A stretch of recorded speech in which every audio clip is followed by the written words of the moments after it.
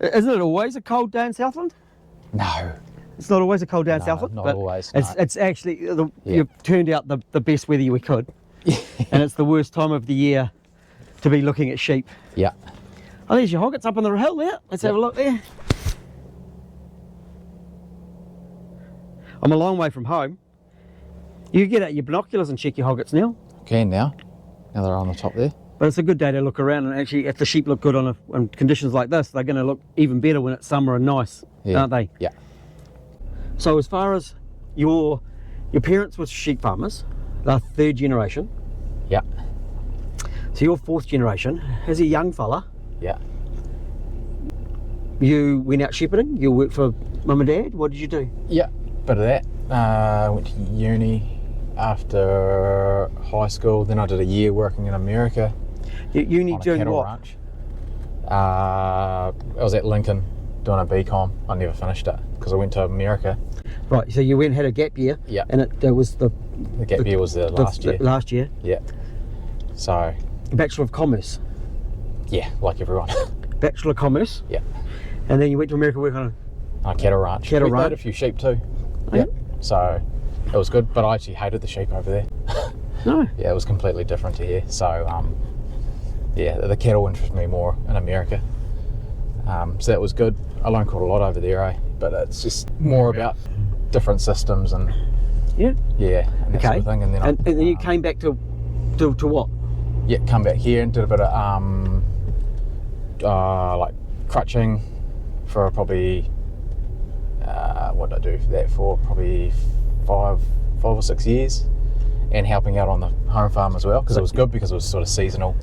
So I was sort of working on the home farm with mum and dad and doing casual work as well, just making a bob or two. And then I ended up working for managing Kerry Dunlop's commercial farm, which we just went to before, that bit that we leased. Yes. And then so I managed that for 3 years. Okay. 3 or 4 years I think it was. And at that stage he was getting into the Wiltshires because he was a long time Romney Coopworth breeder at the time, and he decided that he'd had enough of wool. Probably a little bit before his time, to be honest. Oh yeah. But that he decided that and went the Wiltshire way, and so he bought Wiltshire ewes, some ewe lambs, some rams, and so he started basically a Wiltshire program, and he also crossed Wiltshire rams over his maternal wool composite sheep, which are called Greylines, which is a composite of Coopworth, Texel, East Friesian, or splash of East Friesian there, just for milking and reproduction. And so he's put the Wiltshires over there and basically took the wool off them, and so I was there during that whole time. Oh yeah. So you've seen the process. So you've done it more than once. Oh yeah, we're on our second go round. Well, you've done your own. Yep. So we did it. You inherited some of those. He inherited all those. Yeah. Well, you purchased them. Yep. Purchased them at the end, because after 3 or 4 years he decided that that he'd get out of farming, and that was when I was able to purchase the flock. So yes, I basically purchased stud sheep at commercial. So you actually had to do a deal with Dad and say, Dad, I need some farmland. Yep. And said, Dad, I'm going to lease some of the farm too. Yep. At that point, didn't you? Which is what we did. Yeah. Which is that. Yep. I'm right in assuming that. Yes. Yeah. And we leased 2 other blocks as well. At the same time, we had one in Winton, and we had one, and we leased some land off Kerry Dunlop as well. Okay, so you then went from being doing odd jobs to actually doing the job. Yes. Yep. Oh, which was good. Let me get the gate. Yep, you get the gate. Where did the passion for experimenting with the different options in shedding sheep come from? It's probably something that just grew over time a wee bit. I probably, when I first took over the stud, it was more just carrying on basically what Kerry had started, and then we got to always wondered if there was something more there. I really like the Wiltshire, I still do, but I always wondered if there was just something a little bit more that we could get out of them. And that was, I think I got to 2019, I think that's when we heard of the Aussie Whites and a few of those other breeds, and that's when we started looking offshore. We tried the Dorper really early on here. Well, I didn't, but Kerry did when Kerry had it, and they weren't really suitable for Southland. Your feet fell apart. Yeah, basically, yeah. There's still some good Dorpers around. Yeah, there's a few drivers, there's a few breeders now that are breeding some Dorpers that actually they've just been super harsh on everything. Yep. And they're getting somewhere. Yep. Yep. Well, they've got some potential. Yeah. Yep. Yep. Yeah. Well, I think there might be a room for a proportion of Dorper and a sheep somewhere. It's a little bit like a Texel. I don't want purebred Texels, but I wouldn't want purebred Dorpers either. I just don't. But I think just a wee bit of blood in there just to spice things up, whether it be 20%, just to get a bit of something in there, get the best attributes. I think there's probably something to offer there. I think it would be a shame if some of the guys that have got bloody beeping. Yeah. We'll stop in a minute. I think the guys that have got some of those pure flocks, it'd be a shame to lose some of those pure flocks, the same as yours. I think it'd be a shame to lose some of your pure Wiltshires. Yep. Well, they're not going anywhere. No matter what happens, no matter what direction I want to go commercially, those Wiltshires will probably stay, just because they've done me well, and they're not bad sheep. Oh, I think they're bloody good sheep. I think they're good sheep. You're getting some back ends on them. Yeah, but I think commercially, I just think that I'm looking for more probably a shedding composite type sheep. Will probably be what's we can actually use hybrid vigour as a tool for production. Yep. And I think that's probably something that we can try and do here. Yep. So in that process, you've taken over some of Dad's farm. Yeah. Which you've since purchased yourself. Yeah. And you're leasing or running some of Dad's side as well, haven't you? Yes. Yeah. So you've done a deal there, and in there you've also purchased another flock of sheep, another stud. Yes. The Sheens. Sheens from Darfield and Canterbury. So what were they doing? They were doing still recording. Right, they were one of the very first. Oh yeah. To do it. So I think they got into Wiltshires about the mid-90s. And for whatever reason, it wasn't that trendy to do it at the time, but they wanted to do recording on Wiltshires. Would have been really hard in the early days because it was very biased against anything that shed. Oh yeah, I'm surprised they even let them. DP, on, so. DP as far as dual purpose meat and wool. It did, yeah. Well, I can still see the DP being practical if we apply it. Yeah. If in our way, in the modern world where we can make stuff up a little bit. Yeah. I can call DP dual purpose being a maternal sheep, a maternal meat sheep. Mm-hmm. So it has to produce self-replacing. Mm-hmm. Yep. And it has to produce meat. Yep. Isn't that a dual purpose? Yep. It's not quite how it was intended, but yeah. Well, yeah. At the end of the day, even if it's a single purpose sheep for meat only, I mean, it's just a term. It doesn't really worry me. At the end of the day, you're just trying to breed productive sheep, and that the second part of the dual purpose is actually costing us money at the moment. The wool. If it is wool. If it is wool. Yeah. So at the moment we're getting paid for meat only. Well, we're making profits off one thing, and that's meat only. Some people will be making money off wool if you've got a boutique. If you're making jerseys or if you're shearing your own sheep, then you're probably making money off wool. Yeah. Not all farmers are doing that, but I think that's the only way to make a profit on wool at the moment, and strong wool at least anyway. So at the moment, a single purpose meat sheep is probably the most profitable sheep. Yep. As long as it's still having plenty of lambs and they grow fast. A lot of guys will say they don't grow fast enough, but you've got no lambs left. You've got no kill lambs left. No. They've all gone. Yeah. We are now it is June, end of June. Yeah. They should be gone by now too, though, to be fair. All your kill lambs have left the property. Yes. And you would have tapered off. When did your bulk of your kill lambs leave? I think our average kill date's around about the middle of March. I think is our average kill date. Yep. But when do your first ones leave the property? Middle of November. You actually head lambs off in November? Yeah, singles. We lamb our singles separately. Pump the feed in, and they leave. Yep. So they just get stuck in, and we just tick away. We get 2 skim drafts out of our singles before we wean them, basically. Oh, so yeah. This year, The milk lambs. particularly out of our wool ones that are just all getting terminals put over them at this point. Yeah. They're just absolutely smoking. So I think we probably get 80% of our 80 to 90%, a good 90% actually of our singles will be gone at weaning. So that's the joys. They're doing it. That's the joys of a terminal. Yep. Because you adopt, even with your shedding ewes, that short lambing window. Yep. And then a terminal ram goes out. At the moment, you're just using a wool, but short wool, blackface. Yeah. And that goes across. Yep. Everything after a certain period of time. About 24 days this year it was, yeah. They get a terminal ram, so you don't get those little lambs at the end. Yeah. That they have a black face, they're leaving. Yeah. And even all of those are gone. Even the hogget ones are gone. Yep, the hogget ones are gone. By the end, before June's done, and you're lambing your hoggets in October. October, yeah. We just start just at the very end of September, and we lamb through first couple of weeks of October, really. Yeah, so that's a pretty good going, really. Yep, that is good going. Right. We've had a really good, our hoggets lamb brilliantly this year though. We probably had our best hogget lambing ever, which is good, promising, because it's been one thing with the shedding that we've just haven't really excelled at, was the hogget performance. Yep.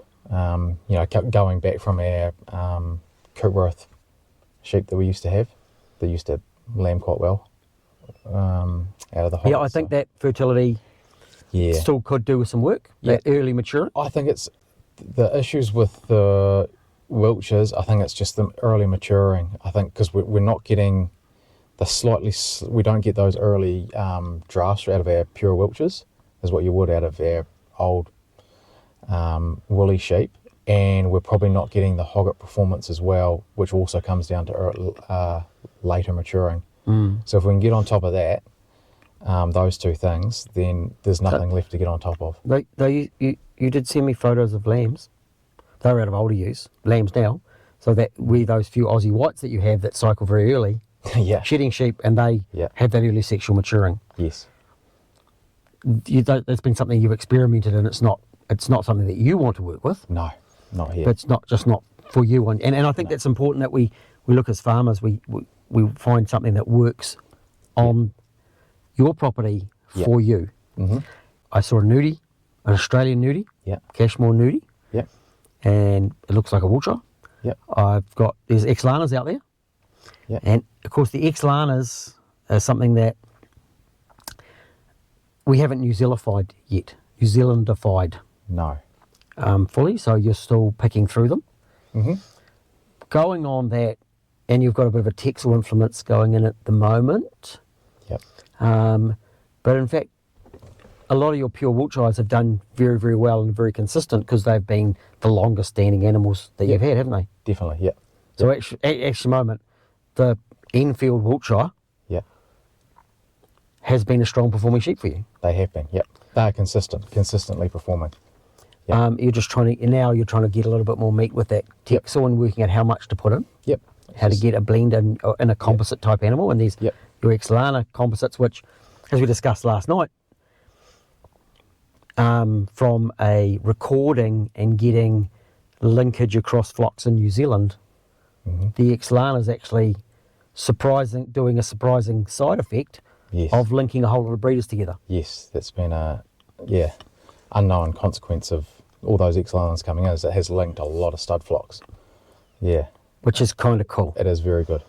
Because that is something that when I've talked to other breeders, getting that linkage in the recording system in the SIL in New Zealand has been a challenge.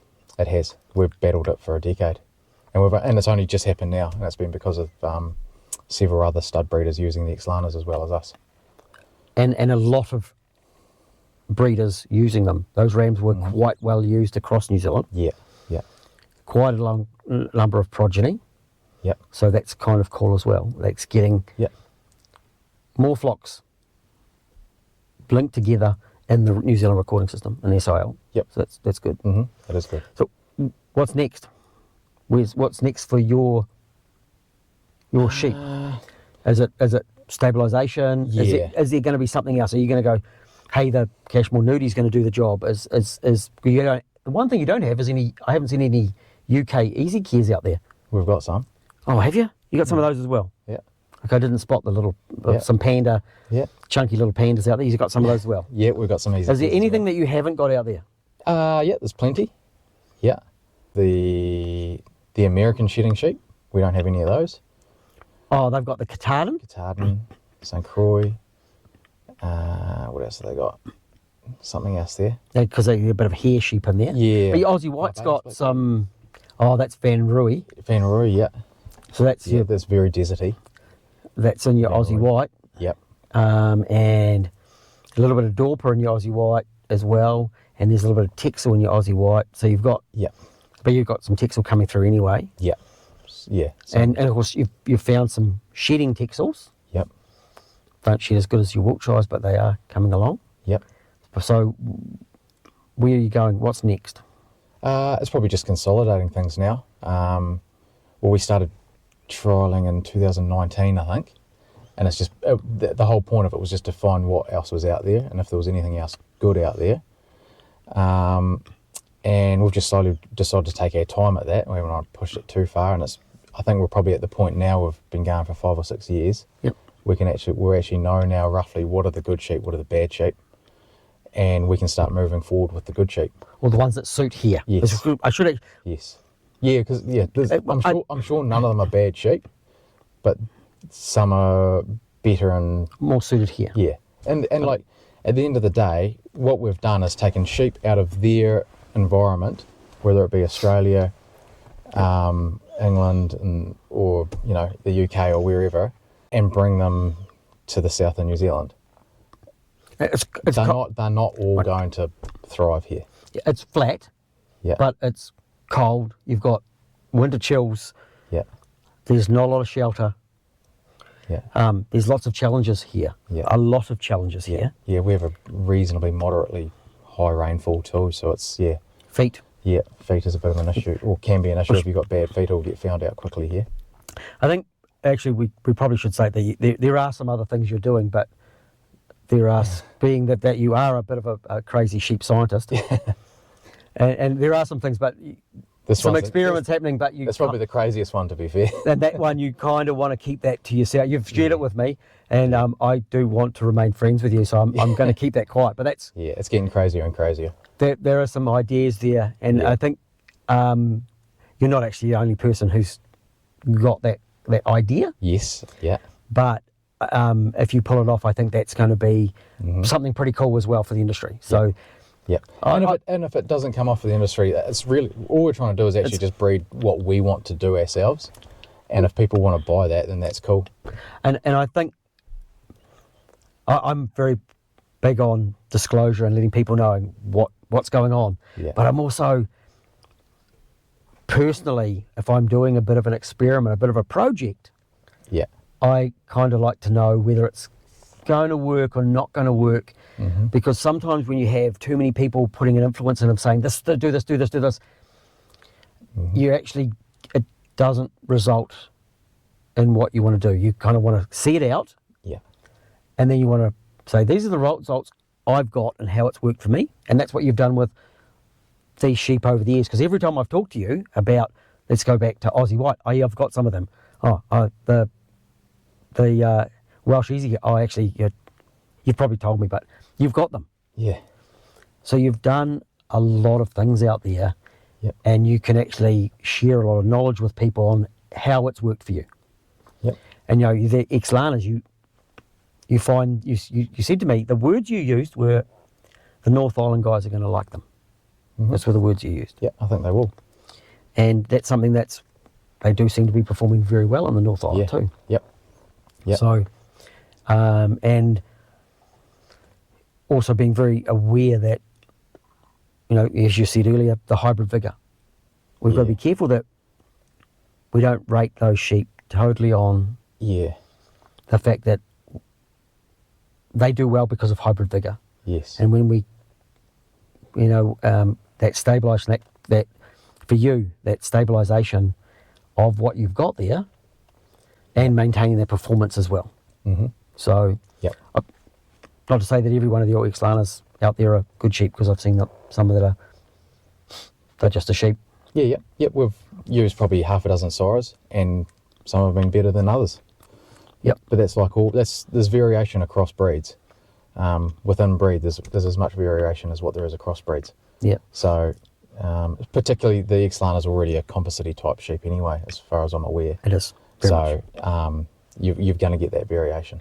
We're going to see you. So you're going to sort of stabilise your Enfield Wiltshire because you're going to keep a line of ewes. Yep, I'll keep the Wiltshires going. I really like them. Yeah, they're good sheep. And then we'll just because we're recording, it's easy to do. It's easy. They've just got their own ear tag that identifies them, and they'll get mated to a Wiltshire ram, and we'll start heading towards the composite direction commercially, and probably we'll obviously need to do stud work if we're doing it commercially anyway on those composites, and it's just what goes into that composite will be the. And then you've also got, whatever breed you end up with, you also, as part of this process of, you've done a lot of embryos, a lot of imported semen, but you've also been exporting rams. If you go back through your Facebook page, you go, well, here's some rams going to the UK. Yeah. And you've been sending, are those rams, are semen or rams going next? I've just had word that possibly there's semen export opening up. It's been closed for about a decade. Okay. From New Zealand we can import from the UK into New Zealand, but we can't export out. But so that's why you've been sending rams. I've just heard a wee rumour that things are about to start opening up. So so that's why you've been sending rams. And that's why I've been forced into selling live rams. Which perform very well in the UK. Apparently, yes. I've just had a message this morning and last night that they've been going quite well. So that's pleasing. This little guy, little sheep farm in the bottom of New Zealand in Southland, sending rams to the UK. Yeah. It's a big accolade. Mm-hmm. I think that's pretty cool, actually. Yeah. And the fact that you supplied a lot of stud rams to other shedding breeders around New Zealand. And I think it's a little bit unfortunate that not a lot of breeders brag about the rams that they purchase from other breeders. No, they probably don't. So that's a little bit of, that Kiwi attitude, we kind of keep that to ourselves. Yeah, it's a stud breeder attitude too, to a degree. A little bit of trying to protect themselves. Yeah. I get that. Yeah. I understand. Yeah. But I think for you, supplying those other studs. Yeah. And saying that, I've used rams from other studs too. So there's been a couple of studs that were really quite influential when we started getting going. Okay. Yeah, and they've been, probably haven't used rams from them for a few years now, but it's been, we have to, go out there and use other people's genetics. And we've used quite a few, like we know which ones have worked well for us and which ones hasn't. Yep. It has been interesting, the ones that are performance recording do tend to be less risky, would be the right word. So you've actually bought non-recorded rams or just people who've got good rams, who had a good name. Yep, because that's the other flip side. Just because you're performance recording, it doesn't automatically make your sheep any good. It just makes the likelihood of them being good maybe fractionally higher. But but if you go to a non-recorded flock, and it's basically like buying a lotto ticket. Yep. Buying a ram, because you don't actually know. You could bring it home and all its offspring might get worms. Yep. You don't know. So you're just buying the flock average. But you might get really lucky and buy the best one. Yep. I think that performance recording and the time the breeder has been committed to performance recording increases the chances of reliability and consistent results. Yes. Yeah. And so it's sort of a compounding effect. Yeah. And it might be a small percentage each year, but they've been doing it for, how long have you been on seal now? 14 years, I think it is. But the grey lines that Kerry bred up from have been performance recorded since the 1970s. Yeah. So our Wiltshire flock, they've got that touch of, that'll go way back to that grey line, from 14 years ago, can actually be tracked back to recording to the 1970s. So maybe that's why the recording is... Enfield Wiltshires are very good. Yeah. Some of them are very chunky, like I've seen some very very good rams. Yeah, yeah. So...